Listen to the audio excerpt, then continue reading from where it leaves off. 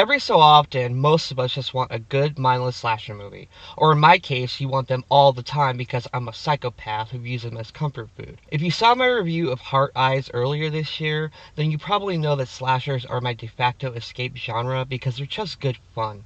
I have seen just about every slasher released in the last 45 years or so it is hard for me to be surprised by them, but since I view them as comfort food mostly, I typically don't like picking them apart because I grew up during a time when they were condemned by everybody. And seeing them be a mainstream thing the way they are now makes me happy. There's a shot at the end of Hell of a Summer that is shot over a lake as the sun is coming up, and I thought to myself, wow, that is a really nice shot to end your movie. Hell of a Summer was co-written and co-directed by Finn Wolfhard and Billy Bryk, and is an homage to the old slasher films of the 1980s. It's pointless for me to describe the plot because if you've seen any slasher movie that takes place in a camp setting, you know what the story is. The main character is Jason, a 24-year-old who's been going to summer camp for like 10 years and seems to only live for that. There's a bunch of new camp counselors that show up and a bunch of people start getting killed.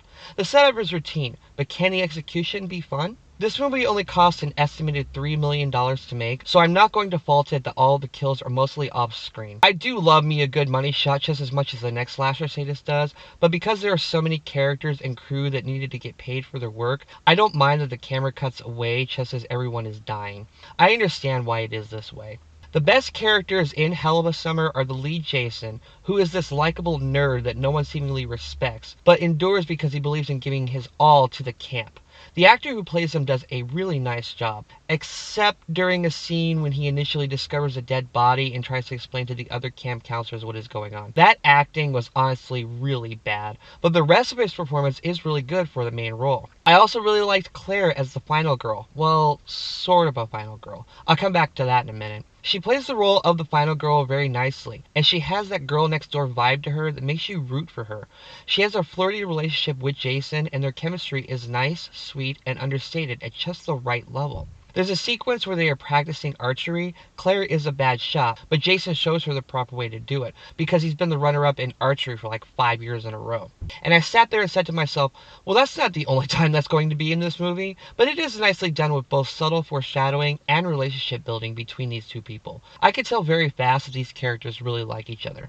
Even though the kills are mostly done off-screen, the after effects shown are nicely done, and there's enough smoke and mirrors done with lighting, camera placement, and actor selling to make you believe you see more than what you think you see. I think the kills are mostly solid, but not memorable. The killer wears a devil mask, and it is really silly, but it does the job acceptable enough that I didn't mind it that much. I do wish there was some originality to the killer's mask. If you remember the mask in Heart Eyes, or even the one from the film In a Violent Nature last year, those were unique and gave a potential iconic look to their killers. So yeah, the outfit worn by the killer is generic, but it's fine for what it is. The criticisms I'm about to give to Hell of a Summer are with affection and come from a love of this genre, and a sense that these two guys really love slasher movies, so as a fellow slasher junkie, there are just some things I wish could have been fixed, and we could have had a really entertaining slasher movie here. Let me begin first with the comedy. There is too much of it.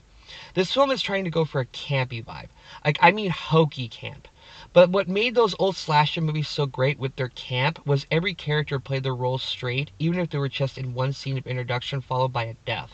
Almost every character in this movie acts like they are in on the joke, and I was just waiting for each of them to wink at the camera after they delivered their lines. We have the usual assortment of archetypes here, and I love the way that these guys are not afraid to make fun of their generation with jokes about veganism, toxic masculinity, social media influence, and other things. But once those are made fun of, it's followed by a wink and nod from one of the characters, and it became almost insufferable at times, and devoided most of the movie of its would-be comedy, which is already being used for its lack of tension. The balance seems to be off between camp and tension when we're not following the two lead characters. The other biggest issue for me is that I think that Bryk and Wolfhard are too in love with their characters and don't want to kill them off. These are some slight spoilers, and I don't mean to trample on the work of dead meat here, but there are only about 7 kills in this movie, and there are too many survivors. That's why I have a hard time calling the lead woman a final girl, because she's really not that. She is in presentation, but when I did a headcount at the end and saw that there were at least 5 survivors, and one survived because they had a macho man to heroic guy arc to them, led me to believe that they didn't have the guts to kill off the people because they seemed to like them. If I wrote my own screenplay and starred in it, I wouldn't be able to wait to kill off my own character because I think it would be fun, but I guess these two see it differently than I do. I also have to talk about the killer a little bit. To stay away from the major spoilers, the reveal about the killer comes about 55 minutes in, and the film spends too long with these awkward scenes regarding the truth of what is going on, and throwing in some kind of meta commentary that was ripped straight out of Scream 2 in a bad way. It also has similar motivations as a reveal in Heart Eyes did, so it seemed weird to dwell on that for so long as the movie did. It got to the point where the film was dwelling on these realities long enough that I thought there would be some sort of fake out with the real killer, but there wasn't. So I think the handling of the reveal was done kind of with kid gloves. Also, this is just coming from a hardcore slasher fan, but there isn't enough misbehaving done by the characters to make me root for when they meet their deaths. There's no nudity here, and I don't mean haha boobies, but in slasher movies, people acting irresponsibly by drinking, having sex, smoking pot, and doing dumb stuff make them ripe for the killing, and that was part of the fun.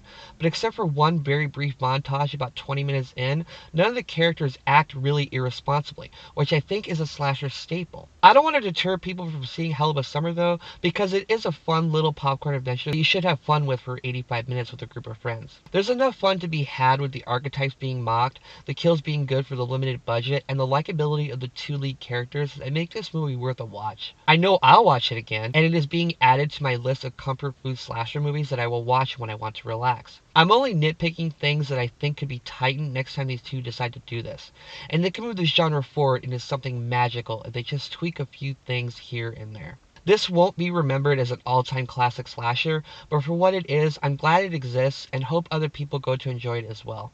I give Hell of a Summer a marginal 3 stars out of 4.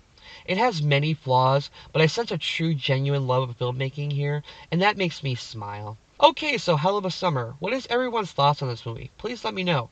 I think for a first effort, Wolfhard and Bryk did a nice job here. Keep up the work, and I think you have masterpiece material in you if you keep at this. Anyway, if you like this, please like and subscribe. Follow me on social media if you like. And until next time, I am Ghost.